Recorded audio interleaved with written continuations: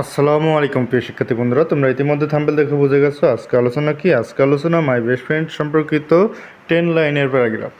চলো অধ্যয়ন করে শুরু করা যাক। মাই বেস্ট ফ্রেন্ড, আমার ভালো বন্ধু। My best friend name is dash, আমার বন্ধুর নাম।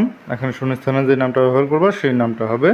তারপরে দেখো হি অথবা শি ইজ ভেরি অনেস্ট, সে খুব সৎ। এখানে দেখো হি বসবে ছেলেদের ক্ষেত্রে, শি বসবে মেয়েদের ক্ষেত্রে।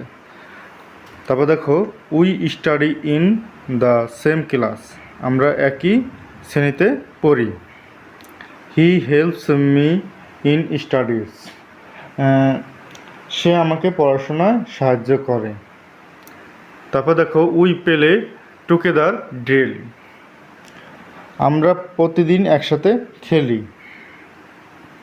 He is very kind and helpful,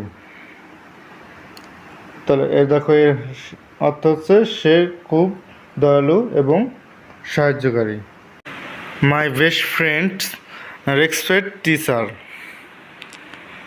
আমার সবচেয়ে ভালো বন্ধু শিক্ষকদের সম্মান করে। তারপর দেখো হি শেয়ার্স এভরিথিং উইথ মি, সে আমার সাথে সব কিছুই ভাগ করে নেয়।